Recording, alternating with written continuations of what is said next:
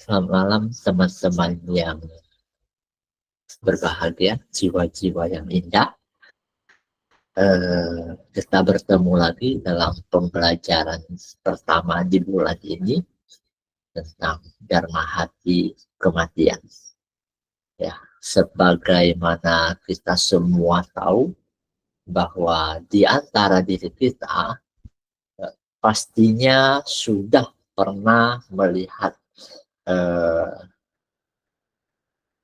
kerabat kita atau orang tua kita, nenek kakek kita, atau siapapun, ya, ada yang meninggalkan dunia ini untuk selamanya. Ya. Nah, tentu saja di berbagai ajaran, di berbagai agama, di berbagai tradisi, masing-masing memiliki pandangan mereka tersendiri mengenai kematian. Ya. Tetapi sebagian besar manusia ketika menghadapi kematian itu tidak siap, takut seperti itu.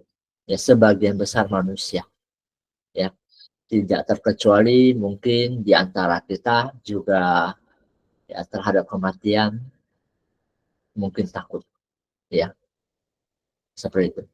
Jadi kita hari ini akan mendalami bagaimana dharma hati kematian, perenungan terhadap kematian itu bisa mentransformasi ketakutan kita menjadi energi cinta kasih, energi dari membakar semangat kita untuk melakukan lebih banyak bagi dunia, untuk memanfaatkan waktu-waktu kehidupan kita dengan baik, dengan sebaik-baiknya. Karena setiap tarikan nafas, setiap waktu yang berlalu, ya, kita bayar dengan kehidupan kita. Oke, saya minta izin untuk share screen, ya. Kita hari ini pakai PPT yang sederhana, ya.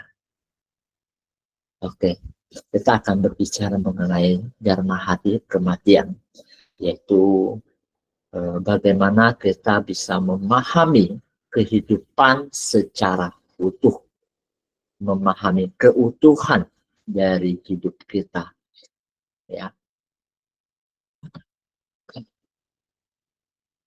God, ya, atau Tuhan itu sendiri, dari orang barat dipanggil God, ya, adalah singkatan dari generator, menciptakan, operator yang menjalankan alam semesta ini, dan destructor, artinya dia yang mengembalikan semua keberadaan kepada kekosongan. Nah, ini juga adalah berkaitan dengan kelahiran, generator, operator, kehidupan itu sendiri, dan destructor, kematian. Tentang kelahiran, mungkin di sini tidak pernah ada orang yang alergi dengan kelahiran, ya. Begitu ada bayi lahir, semua orang mau merayakannya dengan sukacita, gitu kan. Kemudian kehidupan itu sendiri, ya, dengan lika-likunya, semua permasalahannya, nampaknya sebagian orang, ya, atau hampir semua orang lebih berfokus kepada yang operator kehidupan ini. Nah, inilah yang menyebabkan bahwa di dimensi keempat, ya, dimensi keberadaan keempat, Wisnu itu tidak terkalahkan karena dia pemelihara kehidupan, ya.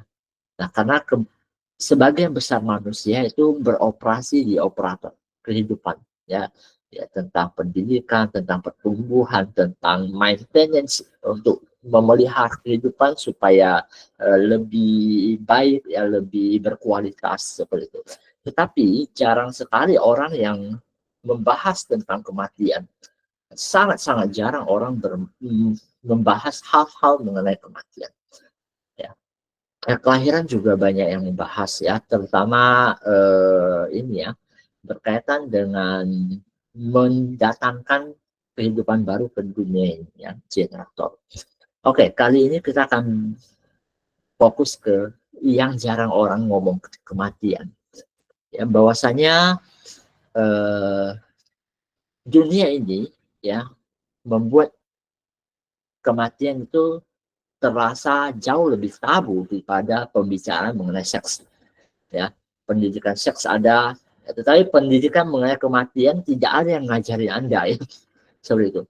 Ya, lembaga-lembaga agama, lembaga-lembaga kepercayaan hanya mengajarkan Anda hidup harus bagaimana, ya, tetapi tidak ada yang mengajari Anda bagaimana mempersiapkan kematian dengan baik. Seperti itu. Ya. Satu hal adalah ketika kita tidak memahami kematian itu apa dan bagaimana, hidup itu akan sangat membingungkan. Kenapa membingungkan? Seumur hidup kita datang ke dunia ini, dari kecil kita dicekokin berbagai macam doktrin, berbagai macam aturan di dunia ini, supaya kita bisa berfungsi dengan normal, bisa bermain di dalam permainan di dunia ini, ya. Ada satu manusia bisa berfungsi dengan normal, bisa berfungsi secara baik di kehidupan sosial di dunia ini, dia itu mesti mempelajari hampir jutaan aturan, yang kecil dan besar, yang tidak tertulis dan maupun yang tertulis. Misalnya menulis mesti pakai tangan kanan, ya, makan mesti pakai tangan kanan, ya, kemudian kita mesti berpakaian seperti apa, mesti buang air kecil mesti di toilet, segala macam tetek bengek ya, makan mesti pakai sumpit atau ada yang pakai apa namanya sendok garpu segala macam. Banyak sekali hal-hal kecil yang kita pelajari untuk kita bisa berfungsi dengan normal di sosial. Cara kita bersosialisasi itu juga kita belajar, ya, kita mempelajarinya. Ya. Tetapi setelah semua pembelajaran itu kita udah mulai bisa berfungsi dengan baik di dalam kehidupan ini, kita kemudian melihat bahwa dalam kehidupan ini kok orang yang memiliki banyak kayaknya lebih bagus itu ya, hidup mereka jauh lebih senang gitu kan. Akhirnya ada perasaan demikian seperti itu. Ya, tapi ketika orang itu kemudian mengejar sampai ujung-ujungnya kok kayaknya melihat ada teman-temannya yang kemudian satu persatu mati, satu hal pergi, dia akan bingung sendiri. Ya, maka ketika kemarin COVID 2019, 2020 lah, kita Indonesia impact-nya ke 2020. Ya, dunia itu mencekam. Ya, vibrasi energi itu tiba-tiba vibrasi yang sangat mencekam. Ya, awal-awal diumumkan lockdown atau pembatasan waktu itu ya, pembatasan apa namanya PP yang pembatasan itu ya, banyak orang tidak berani keluar rumah. Ya, suasana mencekam. Ya, orang-orang bingung, bisnis itu semua nggak bisa jalan. Ya, kemudian pariwisata mati total gitu kan. Bali benar-benar, Pulau Balinya benar-benar istirahat. Ya, seperti itu. Ya. Nah, di saat-saat itulah manusia kemudian baru pelan-pelan belajar melihat ke dalam. Mencari Tuhan itu tidak lagi kumpul-kumpul di dalam gereja, kumpul-kumpul di masjid, kumpul-kumpul di wihara, enggak lagi. Tapi bagaimana mencari ke dalam. Ya, yang dulunya Tuhan itu hanya ada di rumah-rumah suci, akhirnya Tuhan itu mulai ada di setiap rumah sendiri itu. Tuhan mulai ada di ya online begini ya. Kita mulai terbiasa untuk apa namanya Zoom, terbiasa untuk online sharing atau learning itu sejak COVID ya, seperti itu. Jadi banyak sekali pembelajaran saat itu. Nah, kematian secara kuat itu menyadarkan manusia. Itu adalah alarm panggilan bangun ya, wake up call ya. Bahwa Sang Buddha sendiri Ya, kenapa dia itu kemudian meninggalkan istananya? Beliau punya 3 istana, putra mahkota satu-satunya, ya, pewaris tahta, punya istri cantik, kemudian anak baru lahir.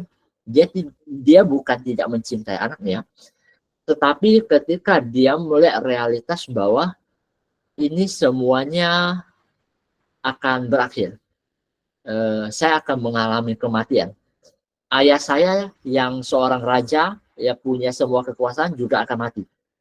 Dia tergoncang batinnya bahwa apa yang selama ini saya lihat baik-baik saja ternyata punya potensi untuk kematian, punya potensi untuk penderitaan. Nah, ini yang mengguncang Buddha, kemudian membuat dia itu mencari solusi untuk itu, ya. Nah, itu adalah wake up call, ya. Setiap orang mungkin punya wake up call yang berbeda, ya. Tapi kematian itu salah satu yang sangat kuat, ya. Biasanya kepergian orang-orang yang dicintai, ya. Di sini mungkin di antara teman-teman yang ada yang merasakan wake up call pada saat kepergian orang-orang yang disayangin, ya. Itu adalah satu hal yang proses alami dari kehidupan, ya. Nah, akar dari ketakutan manusia pada kematian itu apa? Ya, paling awal dan paling penting adalah ketidaktahuan.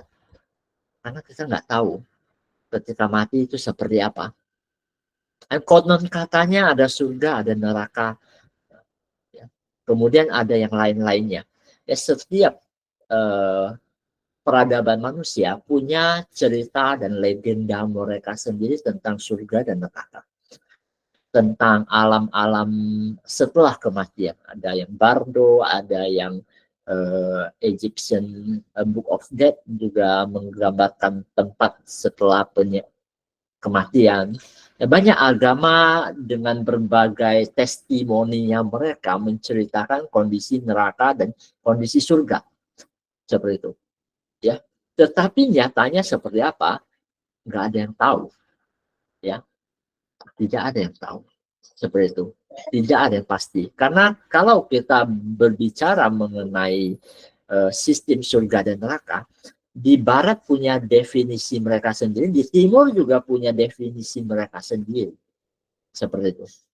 Ya, matriks mereka berbeda. Seperti itu. Nah, ketidaktahuan inilah yang membuat kita tuh takut. Nanti apa ya? Nanti kemana ya? Kemudian ketika saya mati seperti apa ya? Seperti itu.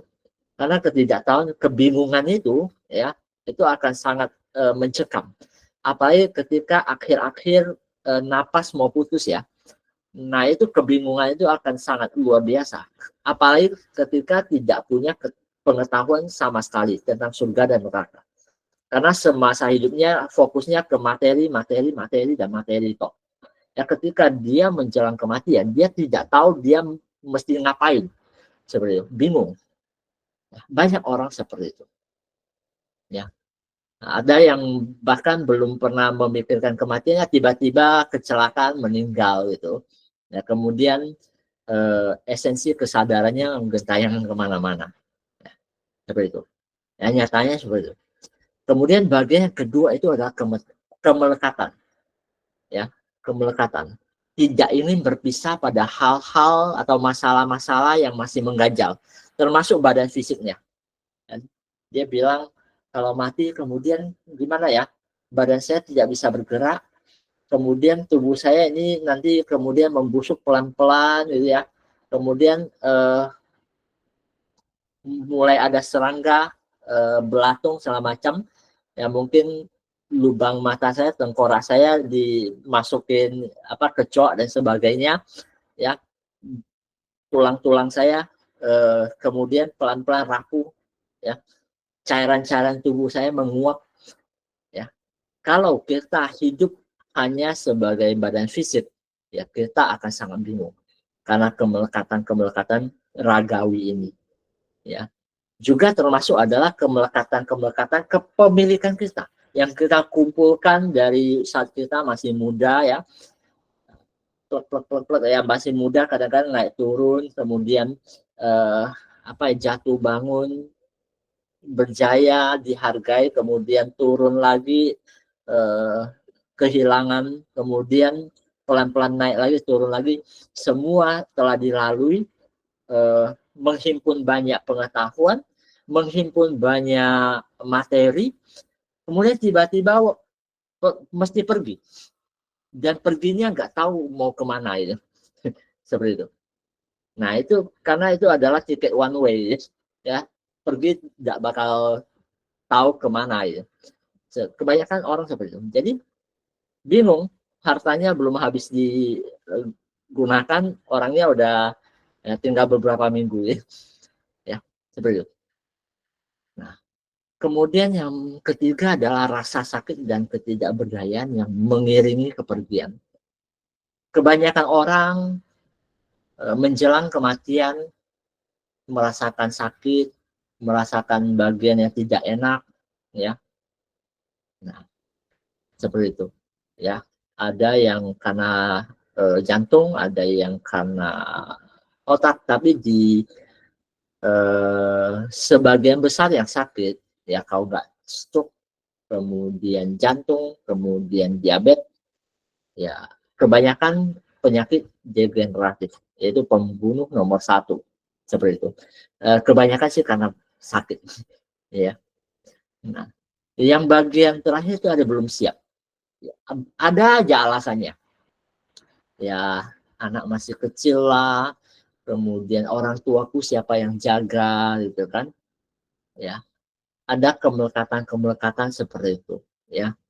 Nah, seperti itu. Itulah manusia. Padahal ketika orang meninggal, ya bahkan orang yatim piatu, ya mereka hidup aja, seperti itu. Karena setiap orang, setiap jiwa ketika datang ke dunia ini, mereka punya jalannya mereka masing-masing. Ya, mereka punya peran, mereka punya blueprint yang mesti mereka lalui, seperti itu. Jadi kadang-kadang kekhawatiran kita membuat kita perginya itu tidak benar-benar melepas, seperti itu. Ya, nah ini adalah akar-akar ketakutan pada kematian. Tentu saja mungkin ada alasan-alasan lainnya lagi. Ya. Nah, next adalah, nah, kadang-kadang wajah kematian itu disamarkan oleh peradaban kita dengan alasan estetik, dengan alasan apa namanya ya? Oh itu tidak etis gitu. Ya. Makanya lebih gampang mengakses pornografi daripada mortalgrafi. Ya, mortal itu mati ya. Mortalgrafi atau thanatografi. Ya, thanatos itu penghancuran ya. Anda kalau disuruh mencari mayat orang, kondisi badan orang yang meninggal, mati dengan cara yang tragis, itu sangat susah sekali. Seperti itu. Ya, dan saya yakin teman-teman yang di sini yang hadir di kelas malam hari ini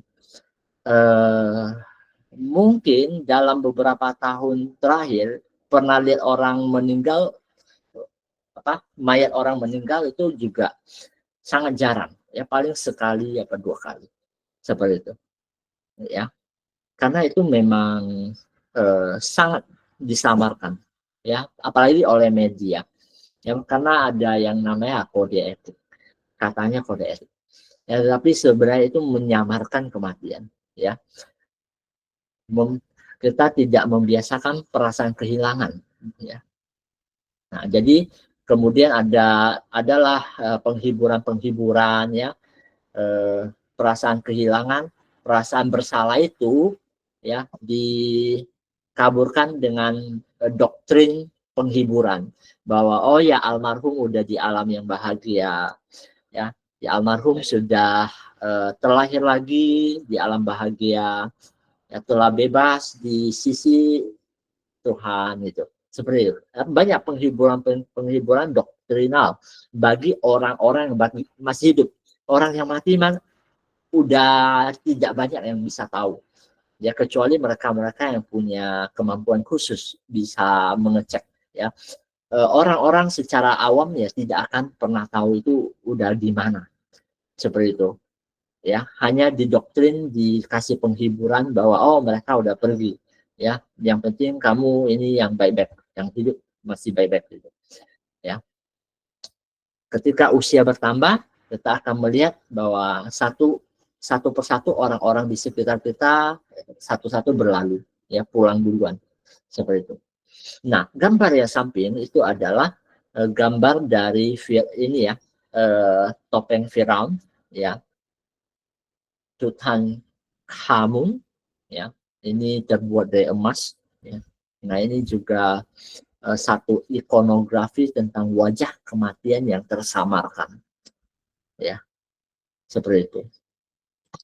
Nah, bagaimana sesungguhnya kematian itu? Ya, realitas dari kematian, ya, face to face, tanpa itu, bahwa ketika kita bulan 3 ya, Qingbin, ya, Qingbin itu Cengbeng, tradisi orang Tionghoa untuk sembahyang leluhur, ya, kita akan melihat banyak batu nisan. Ya, sama juga teman-teman kita yang dari ajaran lain, ya, pasti ada saatnya pergi ke makam, ya,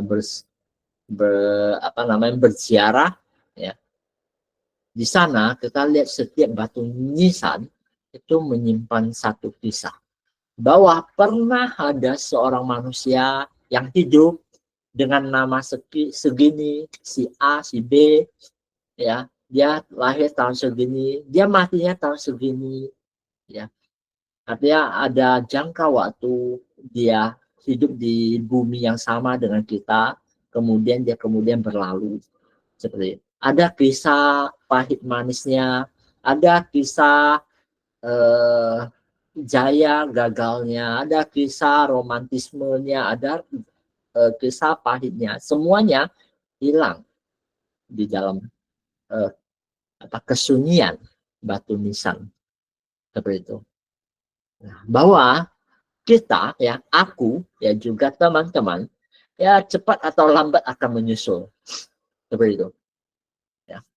Tapi ini bukan untuk ditakuti, ya. Ini teman-teman mungkin ada yang punya rasa takut seperti itu, ya, bahwa aku dan teman-teman suatu saat pasti akan menyusul, ya. Makanya ketika ada satu gurauan, ya, di gerbang neraka, ya, tertulis satu tulisan, akhirnya kamu datang. Coba itu, akhirnya kamu datang juga, ya. Akhirnya ketika dia pulang, ya, pasti lewat sana itu, ya. Jadi realitasnya adalah jika aku hanya hidup sebatas raga fisik dan materi, ya, raga kita ini akan pelan-pelan terurai, ya, pelan-pelan terurai. Yang air kembali ke air, yang tanah kembali ke tanah, yang api padam, yang udara lepas, seperti itu. Nah, ada yang ditanam, kemudian ada juga yang dikremasi, kemudian dilarung di laut, seperti itu. Itulah realitasnya ketika kita hanya hidup sebagai raga fisik dan materi, ya. Bahwa ingatlah bahwa aku bukan raga fisik ini. Ya, teman-teman juga mesti ingat satu hal ini baik-baik, bahwa teman-teman yang hadir bukan sekedar raga fisik, ya. Raga fisik ini bisa tua, bisa capek, bisa mati, ya. Tetapi si aku bukan raga ini, tok, ya, seperti itu. Nah, ini dulu yang pelan-pelan dicermati secara mendalam, ya, karena ini sangat penting. Ya, ini akan membuat kita berkembang dalam batin. Tanpa memahami realitas kematian, ya, hidup akan sangat membingungkan. Seperti itu.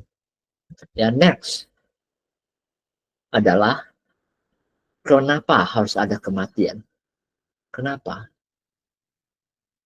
Ya, hidup itu sangat terbatas karena adanya kematian, yaitu membatasi hidup. Ya, dan waktu adalah ukurannya. Ya, namun nilai, ya, value dari kehidupan itu sendiri sebenarnya apa sih dan bagaimana sih, ya, supaya aku ini, ya, teman-teman ini tidak sia-sia menghabiskan satu kehidupan sebagai manusia. Untuk terlahir dari sebagai manusia itu tidak mudah, ya, tidak mudah. Jadi katakan umur kita rata-rata 80 atau 90 tahun deh, ya. Ya mungkin ada yang udah seperempat jalan, ada yang udah setengah jalan, ya, seperti itu, ya. Setiap detik, setiap menit yang kita lalui, kita bayar dengan nyawa kita, ya. Kemarin ada satu uh, video yang lewat di beranda. Ceritanya begini, kalau hari ini saya kasih kamu 2 miliar, kamu senang nggak? Kamu terima kasih nggak sama saya? Orang itu pasti jawab, wah, saya pasti sangat senang. Saya akan kamsia gitu kan. Sampai cium tangan kamu ya juga boleh gitu kan. Tapi jikalau saya kasih 2 miliar itu, tapi besok harinya kamu udah tidak bisa hidup lagi, kamu masih mau nggak? Orang itu langsung bilang, oh nggak mau lah, ya, 2 miliar tadi besok mesti mati, mau nggak? Nggak ada yang mau kan? Padahal setiap pagi kita bangun, kita bersyukur nggak atas kehidupan kita? Satu hari kamu bisa bangun, bisa beraktivitas, itu jauh lebih mahal daripada uang. Seperti itu. Ya ini adalah supaya kita merenung lebih dalam. Bahwasanya hidup kita jauh lebih bernilai daripada sekedar materi, ya. Ya orang-orang sekarang kan ukurannya angka-angka seperti itu, ya. Tetapi ternyata ketika di hadapan kematian, uang itu nggak ada harganya, gitu. Seperti itu. Ya ketika Titanic berlayar, ya orang mau siapapun dia, mau rekeningnya berapa banyak pun, ya ketika Titanic tenggelam, ya mati aja, seperti itu. Ya nggak ada urusan. Ya kematian itu nggak bisa dinego, ya, dengan uang, ya. Kalimat yang dibawa ini, ya, camkan baik-baik bahwa ketika kita menderita seumur hidup pun berlalu. Sama ketika kita menjalani hidup seumur hidup dengan sukacita, seumur hidup itu juga berlalu. Ya. Yang pasti itu adalah apa? Hidup kita pasti berlalu, pasti lewat punya. Ya. Namun menderita dan bahagia itu pilihan. Menderita dan bahagia itu pilihan.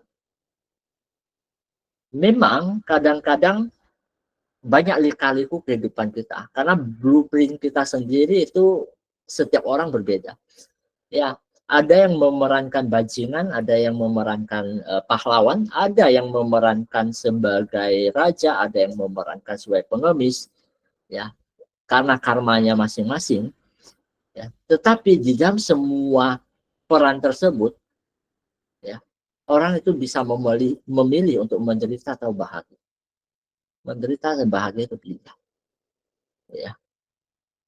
Ketika kita mengerti bahwa kita bukan sekedar badan fisik ini, ya, bukan sekedar materi.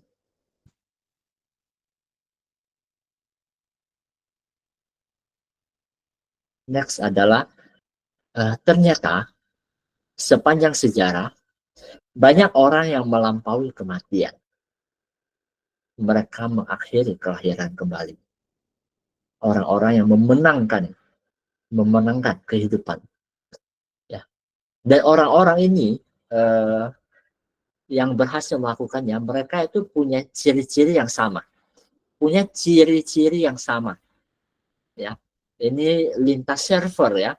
Artinya mau dia itu tua, muda, miskin, kaya, cantik, jelek, ya, ras apapun, agama apapun, ya, dia dari kebudayaan apapun, suku apapun, bahasa yang seperti apapun, ya,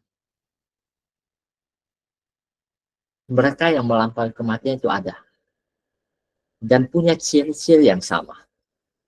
Ya. Nah, kemudian kita akan mengutip sedikit tentang kehidupan abadi. Ini adalah dari Sang Buddha. Bagi teman-teman yang beragama Buddha, mungkin sangat jarang sekali mendengar kata hidup abadi. Karena sepanjang Tripitaka, sepertinya hanya ada kalimat ini. Ketika Sang Buddha itu tercerahkan, kemudian Brahma memohon Sang Buddha untuk membabarkan Dharma. Seperti itu. Nah, inilah kata-katanya. Terbukalah pintu kehidupan abadi bagi mereka yang mau mendengarkan dan mempunyai keyakinan.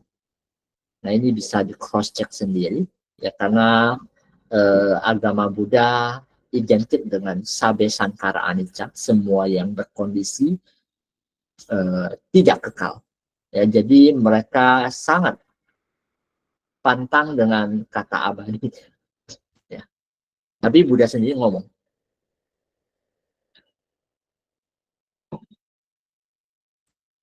oke, okay? Melampaui kematian, mengakhiri kelahiran. Ya, memenangkan kehidupan. Memenangkan kehidupan itu apa? Ya, orang-orang yang melakukannya ada dan mereka punya beberapa ciri yang sama. Pertama, mereka punya kebajikan. Orangnya baik. Dengan penuh cinta kasih, hati mereka tulus, mereka yang bebas dari kemelekatan, menyadari bahwa aku bukan tubuh fisik ini. Mereka yang rajin meditasi ada juga, ya, seperti Huineng, Buddhisme Zen, itu sampai sekarang tubuh fisiknya masih ada di Tiongkok, udah eh, berapa ratus tahun itu, 1.300 tahun itu, seperti itu. Ya, angkanya tidak tahu pasti, tapi tubuh fisiknya, raga fisiknya sampai hari ini masih ada. Ya. Kemudian ada kultivator, ya, para samana, pembina diri, ya, orang-orang yang sangat religius, ya, ada juga dari server A, B, C, D semua ada. Ya, di teman-teman Muslim mungkin mengenal banyak ya yang bebas dari melampaui kematian. Ya,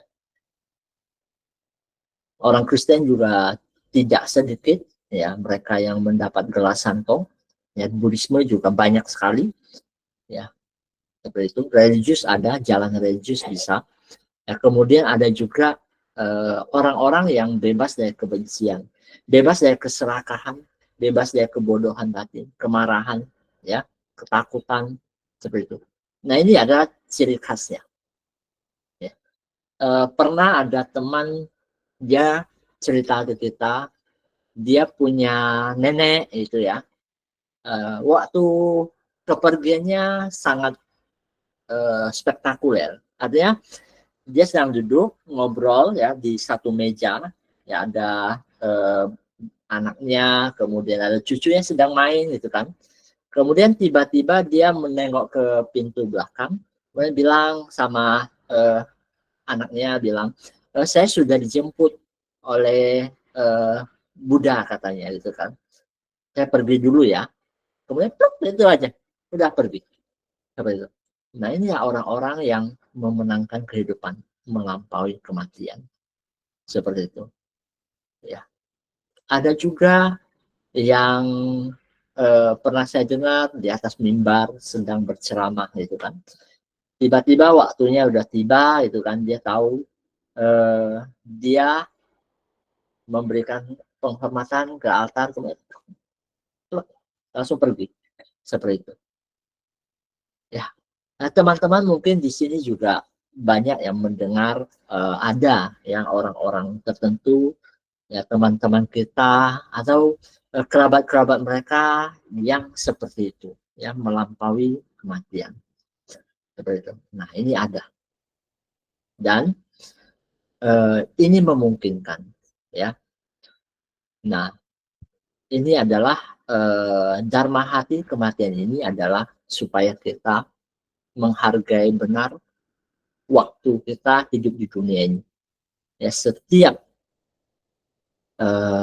detik, setiap menit yang kita lalui, kita bayar dengan nyawa kita. Kita bayar dengan nyawa kita. Ya, literally seperti itu. Ini nyatanya seperti itu. Ya. Bahkan ketika pernah seketika Buddha itu memberikan pertanyaan retorika, dia tanya kepada murid-muridnya, kira-kira hidup itu sepanjang apa ya? Murid-murid ada yang jawab, oh 80 tahun, 100 tahun gitu kan. Ada yang bilang ya sampai mati. Ya. Buddha kemudian bilang bahwa hidup manusia itu sepanjang nafas. Ya. Ketika keluar, masuk, keluar, nggak masuk lagi, mati. Ya. Sepanjang nafas doang. Seperti itu. Sederhana. Ya. Nah ini adalah pernyataan retorika yang sangat filosofis supaya para kultivator hiduplah di momen sekarang ini, memanfaatkan sekarang ini dengan baik. Seperti itu.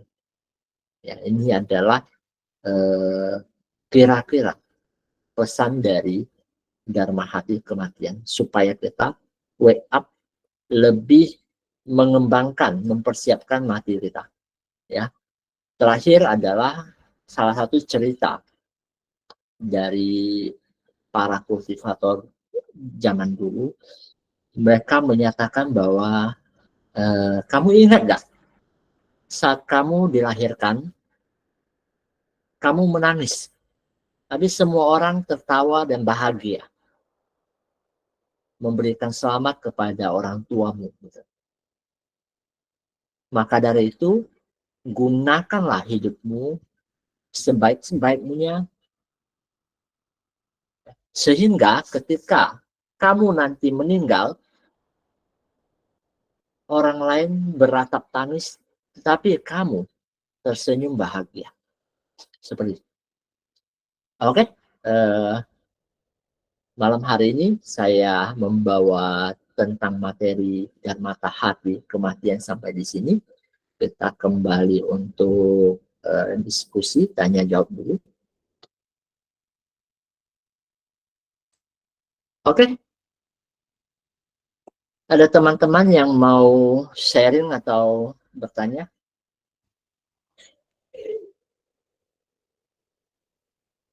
Silakan, Rizka. Oke, malam Koheng. Terima kasih buat paparannya yang sangat mind blowing ya, karena seperti yang kita ketahui bahwa ya kematian menakutkan dan sedih.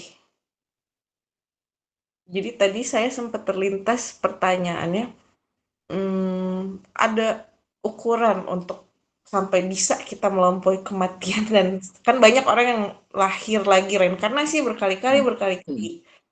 Terus gimana selain itu tadi tuh biar berapa kali kelahiran, terus selain yang tadi tipsnya yang agar bisa melampaui kematian tuh kita harus gimana sih gitu. Itu aja. Oke. Ya. Oke, pertanyaan yang bagus ya. Lalu gimana gitu ya? Nah, tolak ukur yang paling jelas biasanya ketika kita lihat orang meninggal. Nah, cara mereka meninggal itu biasanya sedikit banyak mencerminkan mereka kemana. Seperti itu. biasanya mencerminkan mereka nantinya akan kemana. Karena vibrasi energinya itu pasti berkondisi seperti itu. Nah, kemudian sebagian besar orang ketika mereka kesadarannya belum cukup untuk menembus matriks, ya, mereka punya kesadaran dan dikembangkan, kemudian belum cukup untuk menembus matriks, mereka minimal bisa terlahir di alam-alam bahagia, alam-alam yang sangat advance, sangat atas seperti itu, yang bisa membentuk materi dari pikiran saja, seperti itu. Ya, orang bilang surga lah. Ya. Nah, itu ketika mengembangkan kebijaksanaan, mengembangkan cinta kasih dengan baik, mengembangkan kesadaran dengan baik, seperti itu. Ya. Dan satu PR adalah kita pelan-pelan mengeliminasi pikiran-pikiran kita yang nggak bagus, ya, kemarahan kita, rasa iri kita, toh nanti mati juga, ya, rasa dendam kita. Kalau zaman-zaman 70-an, zaman-zaman 80-an kita sering nonton film tentang balas dendam gitu kan. Suruh keluarga dibantai, kemudian dia balas dendam mau bunuh si musuhnya. Akhirnya dendam terbalaskan, kemudian film selesai. Itu kan konyol gitu loh. Lu gak balas dendam pun dia mati sendiri gitu. Seperti itu. Itu konyol gitu loh. Ya. Yang perlu dibereskan itu di dalam sini. Dan di dalam batin kita. Ya. Keserakahan kita. Ya boleh punya keinginan, boleh memiliki. Tapi kita mesti mengerti untuk bisa menggenggam, juga bisa melepas. Itu yang penting. Kadang-kadang orang bisa menggenggam tapi nggak mau melepas gitu. Seperti itu. Ya. Itu yang penting sih. Supaya ketika kita pergi ya benar-benar pergi tanpa kekhawatiran. Seperti itu.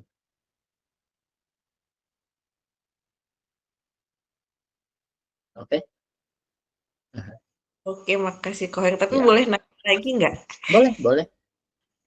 Jadi kan misalnya ada juga, misalnya kita punya spirit guide. Nah, itu misalnya spirit guide itu kan apakah dari orang-orang yang sudah menembus matriks dan memilih untuk tidak reinkarnasi secara fisik dan lebih memilih untuk mendampingi jiwa-jiwa yang ada di bumi gitu.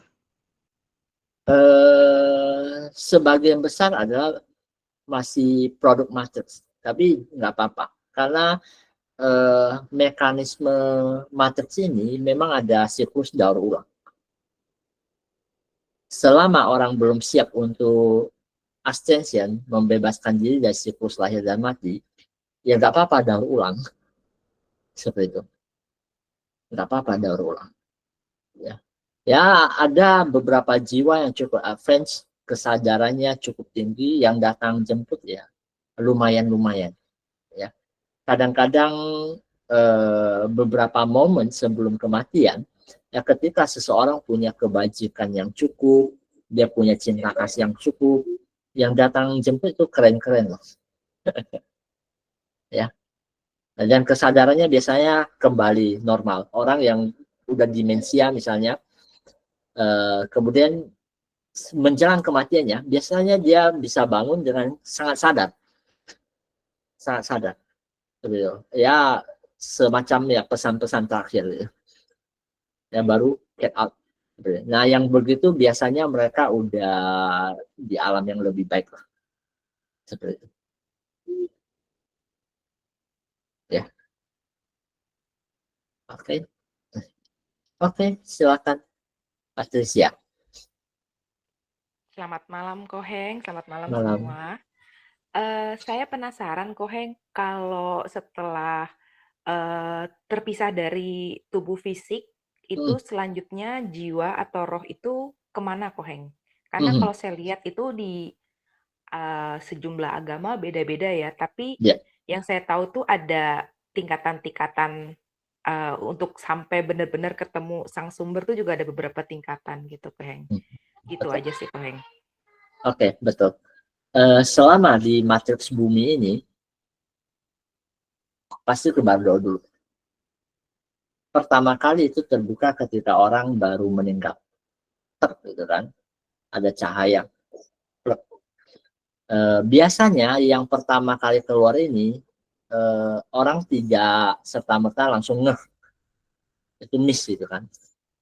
Hari ke-7 satu lagi, ya, hari 49 sama 100 ada lagi. Ya, setelah itu gentayangan. Nah, ini adalah tradisi-tradisi tertentu ya. Ya, believe it or not, ya masing-masing orang boleh percaya, boleh tidak, nggak masalah seperti itu. Tapi ya, ada semacam itu ya. Ada keyakinan semacam itu, dan itu adalah bagian dari matrix seperti itu. Dan satu hal adalah bahwasanya kenapa kok versi surga dan versi neraka berbagai ajaran beda-beda? Masalahnya adalah bahkan di dunia kita, dunia manusia,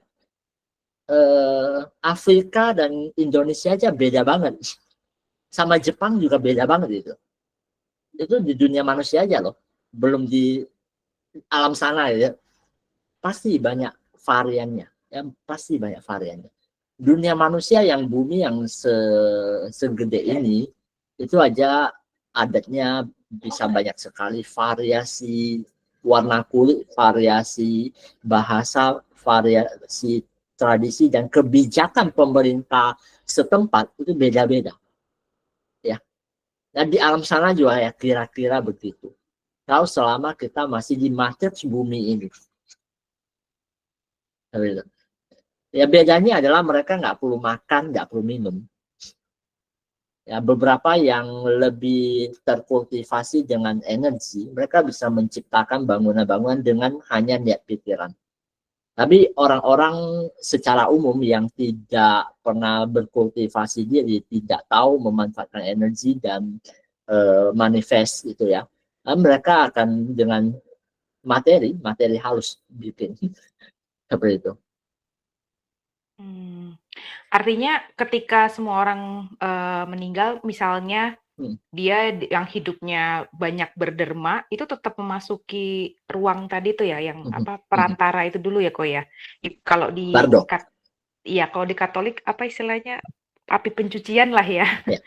Nah, tapi setelah itu apakah mereka akan diseleksi, misalnya yang ini nanti masuk misalnya dunia atas, terus nanti kalau ini yang tadi banyak berdemam misalnya masuk dunia atas, terus kalau yang lebih banyak berbuat jahat masuk yang lain gitu misalnya, atau itu bebas dari sana?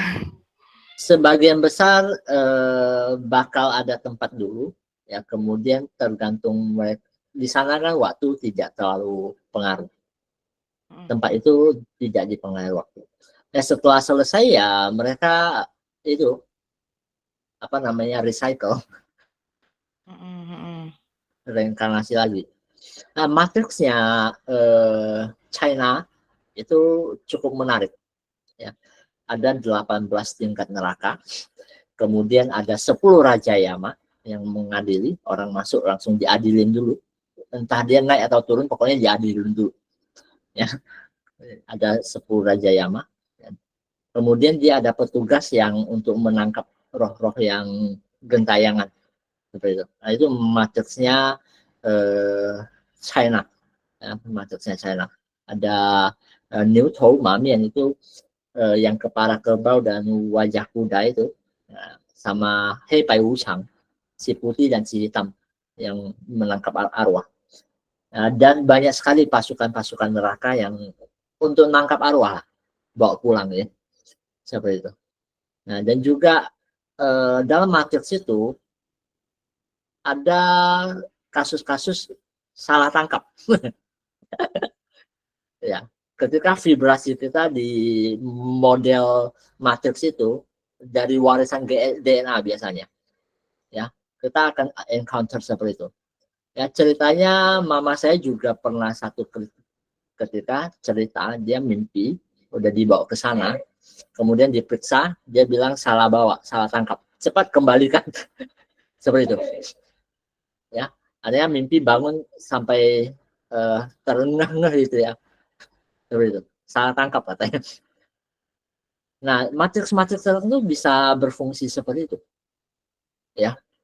Selama kita punya frekuensi kesadaran belum menembus lapisan matriks seperti itu, ya kita tetap terjebak di matriks seperti itu. Ya. Makanya penting sekali pengetahuan mengenai matriks dan kedaulatan diri kita. I am that I am itu penting sekali.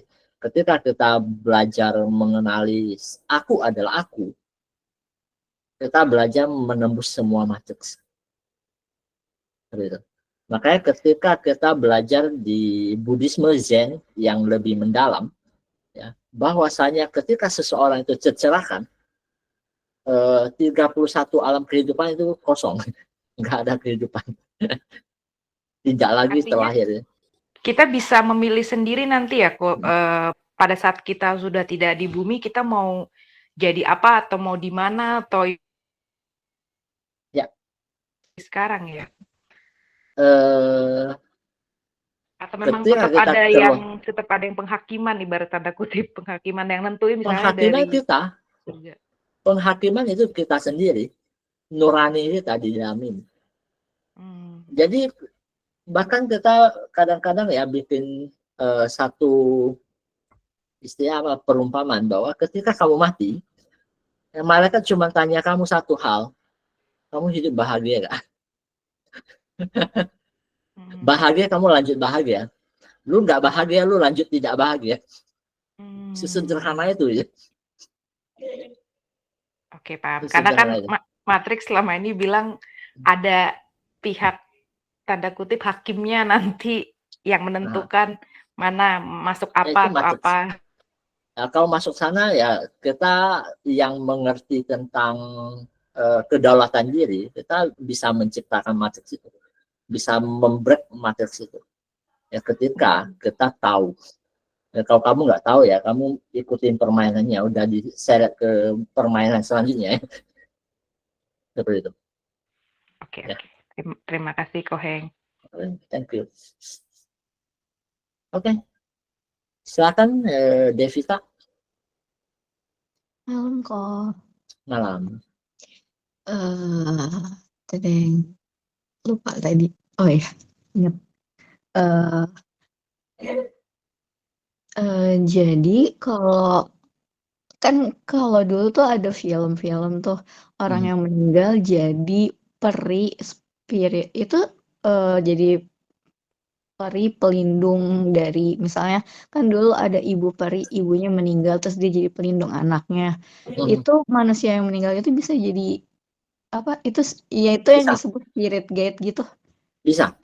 Banyak leluhur yang masih ada karena lindungin dia punya keturunan. Pertama adalah karena mereka tidak mengerti. Mereka mencapai satu kesadaran yang cukup baik. Ketika mereka meninggal, mereka tidak masuk ke bardo. Mereka mengambil satu lokasi untuk mereka berkuasa. Ya, dia punya anak buah juga ketika meninggal ya kelompok sama mereka, bikin satu matriks baru.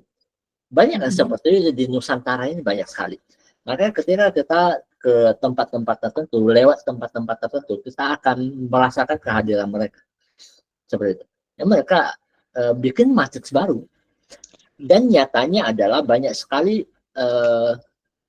para spiritualis yang kemudian mereka bentuk matriks mereka sendiri. Seperti itu. Oke.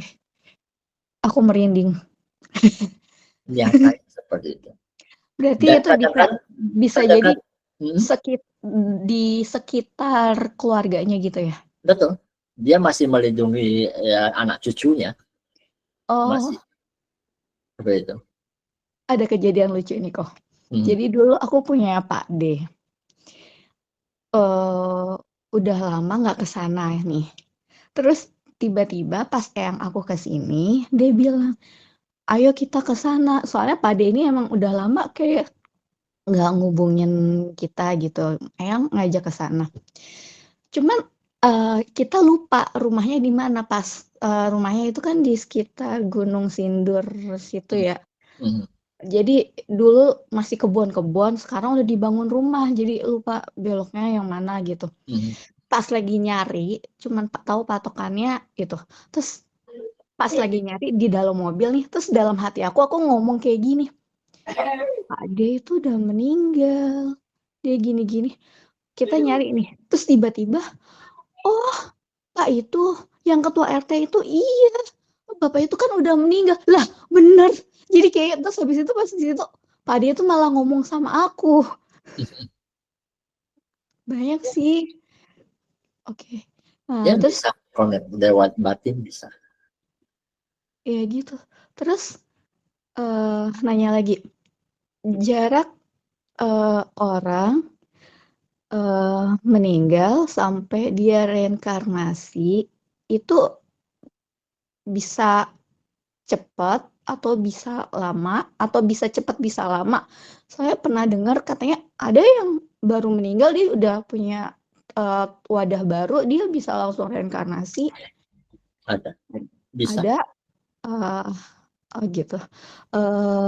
Terus yang reinkarnasi itu benar jiwanya dia atau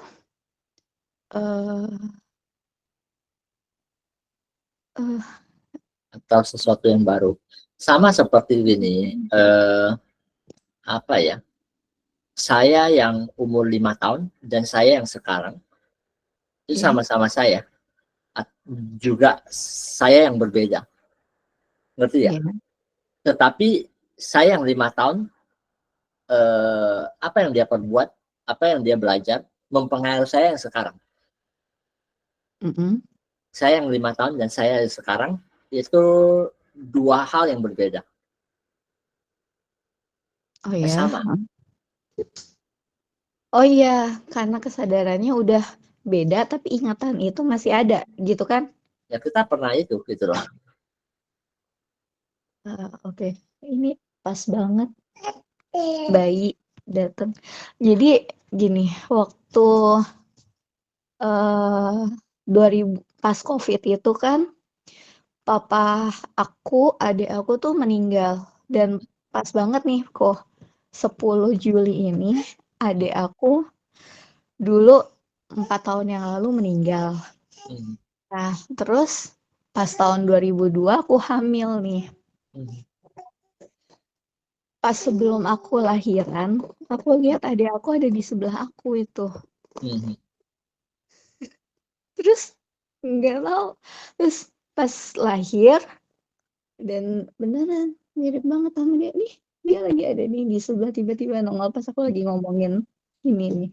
Ya memang bisa begitu. Halo Bang. Nyatanya bisa begitu. Oh, dia lagi ngeliatin Koko. Terus kadang-kadang lucu. Jadi apa ya? Itu kayak emang pertama mirip. Oh iya, mirip banget. Terus ada beberapa yang kalau aku ngomong itu kayak nyambung aja juga gitu sama dia. Ya, bisa. Dan itu memungkinkan.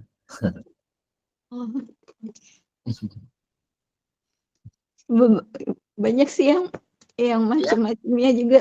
Iya, udah. Memang variasi dari itu banyak sekali. Makanya mengerti kematian itu penting. Ya. Nah, semoga. Oh iya, ya. Aku tuh dulu waktu kecil takut banget beneran bahas kematian itu. Aku dulu kalau pelajaran agama, kalau udah bahas kematian, udah bahas kiamat, itu kayak aku itu bab nggak pernah aku buka. Tapi alhamdulillah, iya. Ya. Alhamdulillah sekarang malah, oh yaudah. Kabarnya, bagi seorang sufi, kematian itu adalah satu kemenangan, perayaan. Kematian itu perayaan, pembebasan. Seperti itu.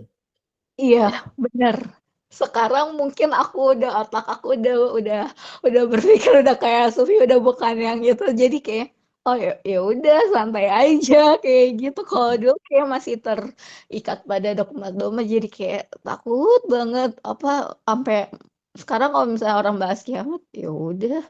Apalagi yang itu tuh, kok yang Koko nulis di FB juga kan bilang saat kejadian bencana disebarkan, kemungkinan besar dia nggak akan terjadi gitu kan. Ya, nyatanya Itu seperti ya, soalnya aku kan emang dari kecil itu aku emang cukup peka dengan hal-hal kejadian bencana itu, dan dulu aku tuh takut banget. Jadi aku malah diem aja, nggak ngomong, nggak apa, diem aja, tahu-tahu beneran kejadian aja. Terus tapi kalau sekarang karena kita adalah eh, apa banyak frekuensi yang pewaris cahaya. yang bersatu untuk membatalkan itu, aku jadi kayak lebih, saat aku takut ada vision tentang bencana, aku langsung ya grounding buat berdoa yang terbaik buat bumi ini kayak gitu. Ya, bagus begitu, bagus. Ya. Oke, Udah sih. thank you sharing. Terima kasih kok. Oke, terakhir Izati, silakan. Malam kok. Malam. Saya ada soalan kok. Saya tuh lahir dalam agama yang tidak membahaskan, dia gimana ya? Yang seperti bahasan kita nih, dia tidak ada lah. Dia tidak ada perbahasan seperti yang kematian tentang yang seperti kita bahaskan sekarang ini. Tapi saya tuh entah mengapa saya rasa sangat-sangat dekat dengan hal-hal yang seperti ini. Dan saya juga sisi kerohanian saya tuh semakin lama saya rasa semakin meningkat kok. Dan juga semakin lama saya sangat meyakini saya tuh punya kehidupan sebelum ini dan beberapa kehidupan sebelum ini. Walaupun saya itu lahir di keluarga yang agamanya tidak membahaskan reinkarnasi lah gitu kan. Tapi saya sangat mudah menerima pengetahuan semacam ini kok. Dan saya memang meyakini bahwa sebelum ini saya telah melalui beberapa kematian dan atau kehidupan lah. Tapi kok kenapa ya saya tuh sangat-sangat curious, sangat-sangat tertanya-tanya gitu. Kenapa susah sekali untuk kita mengingat kematian kita sebelum ini? Maksud saya, mengapa susah sekali kita mengingat dan mengingat realization kita punya kematian sebelum ini. Padahal kita tuh sudah melalui beberapa kehidupan gitu kan. Tapi di kehidupan ini kita masih takut, masih enggak mengenal diri, masih ada kemelekatan lah kan. Padahal kita tuh sudah beberapa kali hidup, beberapa kali mati, tapi untuk mengingat di balik tuh susah sekali kok. Tapi saya memang menyadari lah bahwa saya sebelum ini telah melalui kehidupan, dan juga saya itu kan kok walaupun lahir di agama ini kan, tapi saya sangat mudah untuk menerima agama lain, pengetahuan agama lain. Dan saya tuh sangat apa ya? Saya tuh sangat rasa saya punya rasa itu terlalu kuat ya. Sensitif. Saya sangat sensitif. Sampaikan ada saat ketika kematian Paus Francis ya, saya tuh melihat secara live, dan live-nya tuh di Vatikan lah kan, di gereja, dan mereka tuh ada baca-baca lah. Lalu di hadapannya tuh ada potret Bunda Maria lah. Kalau dalam agama saya tuh dibilang Siti Maryam, Bunda Nabi Isa ya. Ketika saya melihat potret Bunda Maria tuh, saya pancaran daripada potretnya itu saja kok terasa di hati saya sangat-sangat kekudusan, kudus, kesucian, kesolehannya itu sangat-sangat menerpa di dada saya. Saya rasa, ya ampun, apa ini? Padahal saya tuh kok tidak mengenal ya, tidak mengenal kepribadian beliau.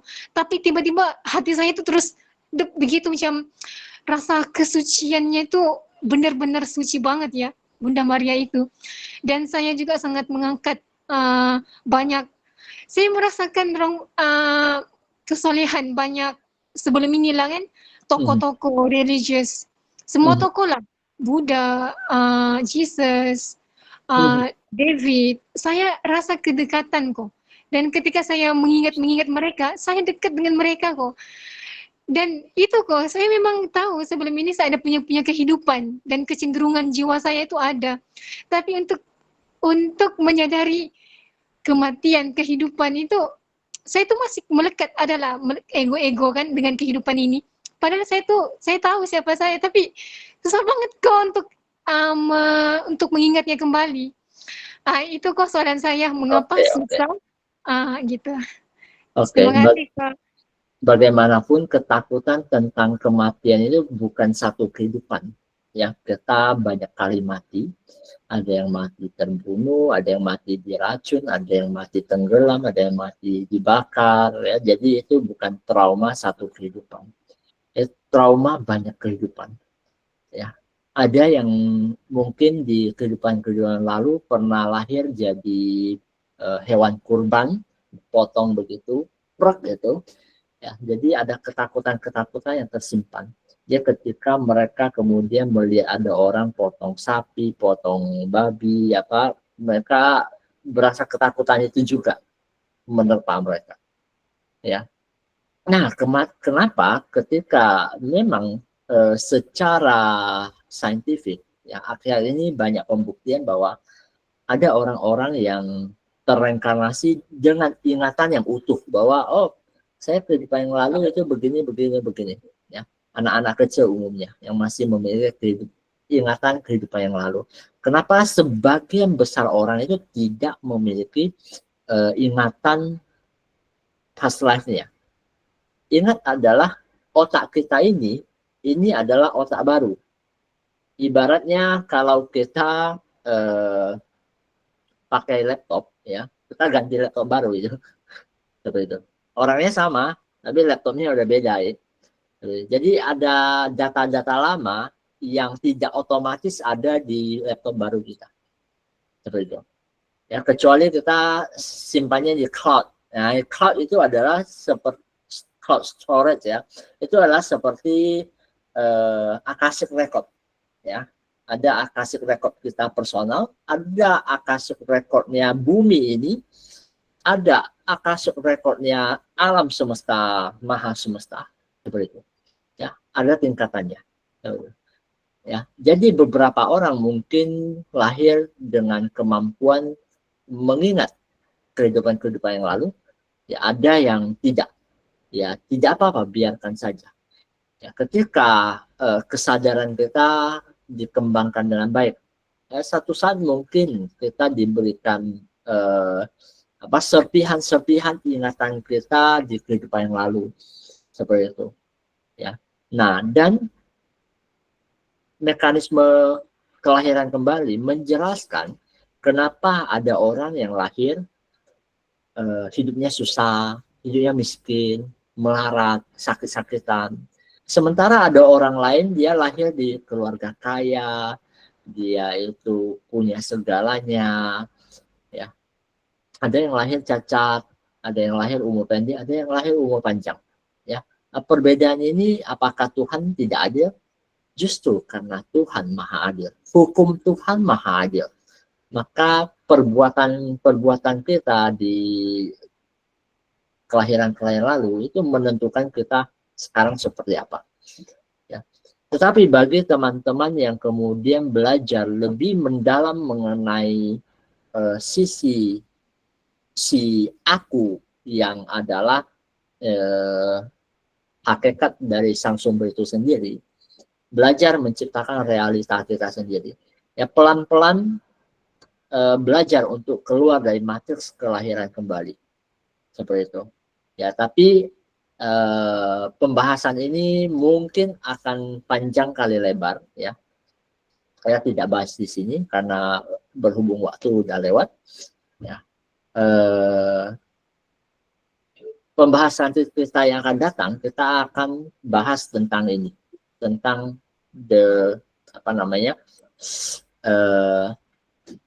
self power ya, personal power yang kita. Nah, itu juga berkaitan dengan api suci yang berwarna biru, yang memang secara default kita miliki. Ya, oke, hari ini mungkin kita meditasi yang sangat singkat sekali, ya, supaya kesadaran tentang kematian ini bisa mentransformasi kesadaran kita yang lebih dalam, ya. Jadi kita tidak pakai musik, tapi silakan duduk dengan santai, ya,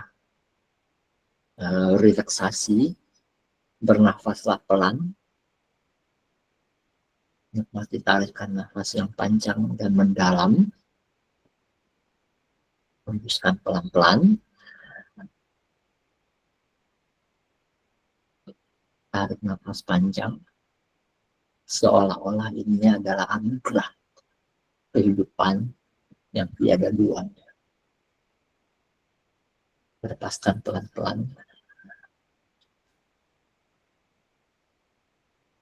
Biarlah berkah dari Maha Semesta bersama kita semua membukakan kebijaksanaan kita. Percikan-percikan cahaya kebijaksanaan turun untuk diri kita, terima dan biarlah menyatu dalam kesadaran kita bahwasanya hidup terlalu berharga untuk disia-siakan.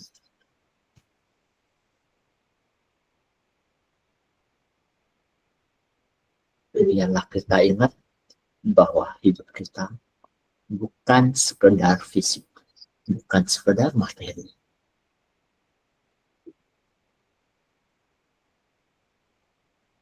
Biarlah kita lebih bisa melepaskan, bisa tidak terlalu berkat, bisa menggenggam dan bisa melepas. Dan di atas segalanya, kita punya kekuasaan untuk memilih berbahagia dalam cara kita sendiri.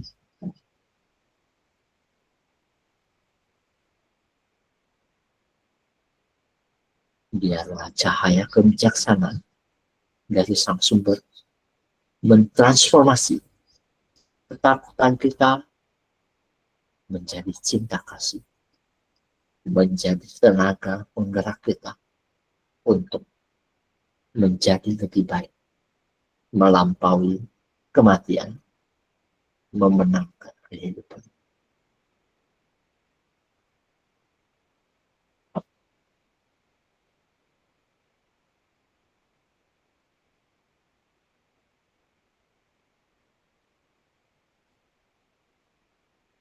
Tarik nafas panjang.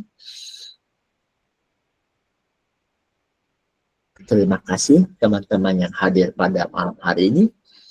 Ya, kita jumpa lagi di next itu berbicara tentang diri sejati dan berbicara tentang kedaulatan. Oke, see you all. Thank you.